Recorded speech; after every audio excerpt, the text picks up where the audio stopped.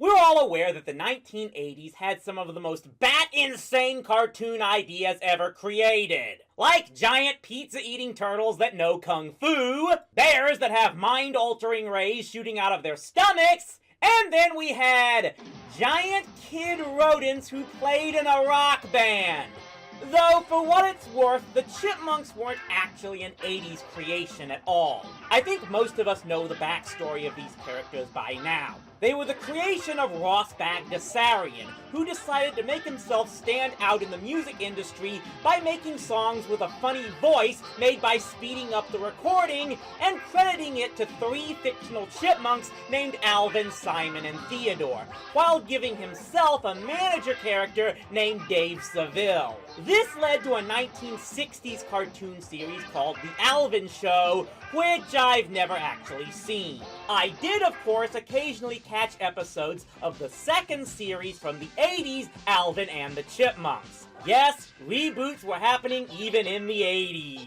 They were big enough to pretty much carry NBC's Saturday morning lineup for quite a few years, along with, yeah, I'll get to them soon enough.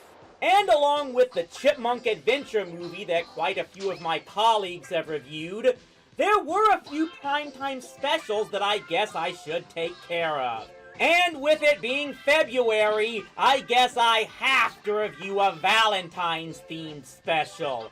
So let's get into the I Love the Chipmunks Valentine special.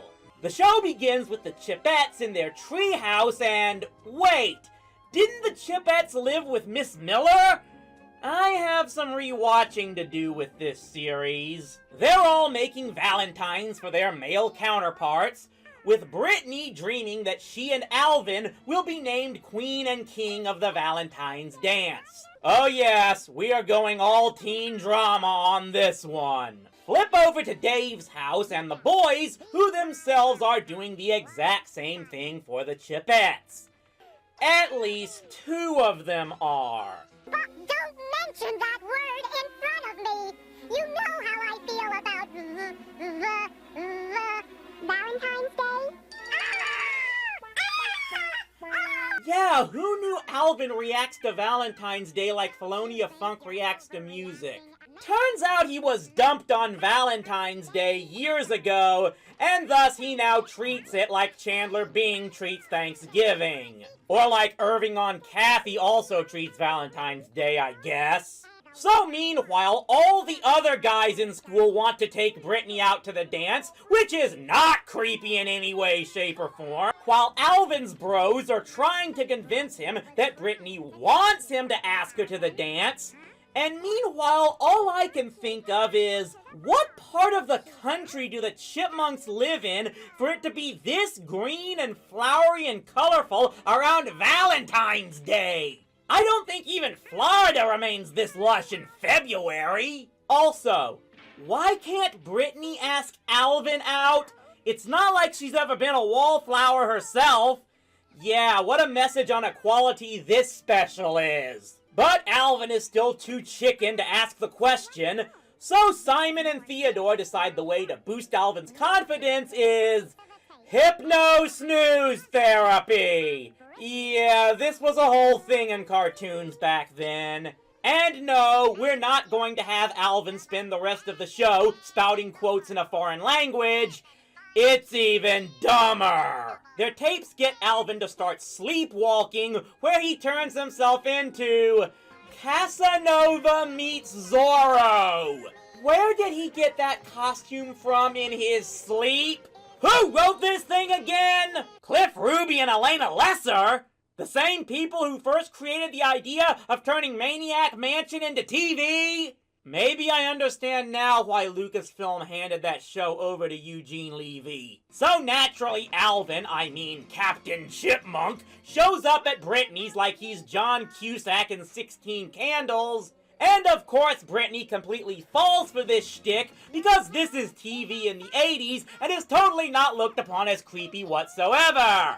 So the next day, Alvin, who has no idea what he did last night, shows up at school now determined to ask Brittany out. It doesn't go well. But you're too late. I'm going with someone else. Please eat, Alvin. I've never seen him like this. I can't believe it. Yesterday, Brittany was determined to go with Alvin. That Captain Chipmunk must be in a league by himself.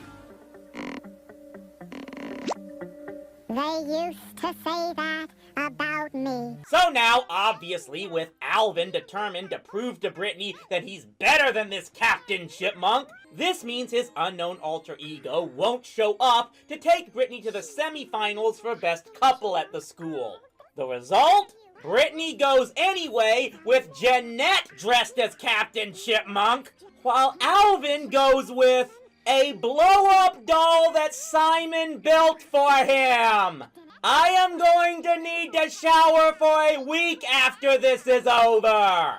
And how the frack did Brittany get the exact same costume as Alvin's? Can you just buy them in every five and dime in the state like in Scream? No surprise that both Alvin and Brittany win the semis, but both get exposed when Eleanor pops Alvin's date with the ribbon and the sky-flying balloon reveals Jeanette as well. And yet, none of this actually disqualifies the two of them from the contest at all.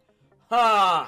But it does cause both of them to declare they will never love again. And how long does that last? All of 5 minutes before Alvin accidentally starts that tape back up, and it sends him into sleepwalking Captain Chipmunk again.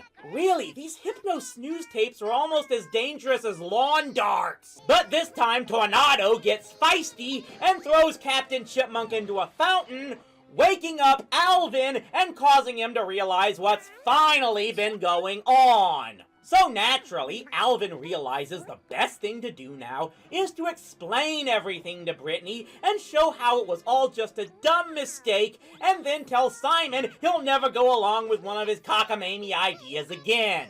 Oh, wait, I'm sorry. That would be the smart thing to do, and not what someone would try to do in a cheesy 80s TV special. Nope! Instead, he continues the charade and asks Brittany to the dance as Captain Chipmunk. Also, he can make a fool out of him and her at the dance and then run out on her just so he can reappear as Alvin and save the day. And of course, it freaking works, as Alvin and Brittany are named King and Queen of the Valentine's Ball. And no one calls bias on the argument that Dave was the judge of the whole thing. Alvin, I'm so happy I could cry.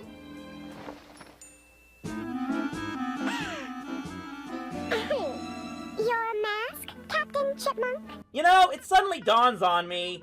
How did Brittany not figure out the whole thing from the beginning? Does everyone assume there are even more giant mutant chipmunks roaming around out there? And the special ends with what else? The Chipettes' rendition of Tell Him. Yeah, I'll stick with Vonda Shepard. Go out and get him if you want him to be the very part of you. Makes you want to breathe. Here's the thing to do. Isn't there anything I can do to make it up, Your Highness? Well, let's see. Clean my house every week. Polish my shoes, buy my lunch, run my errands, do the dishes, iron my clothes, and I've always wanted my very own yacht. Oh, good night, was this thing ridiculous! Just about every single character gets inflicted with plot-induced stupidity to keep the story going. You want to know why I've had issues with romance and intimacy most of my life? It's probably because I was raised on Valentine schlock like this. The only good I can see coming out of it is that hopefully anyone who watches it would get the idea that honesty is the best policy in the long run, even if it hurts you in the short term. Something I know all too well.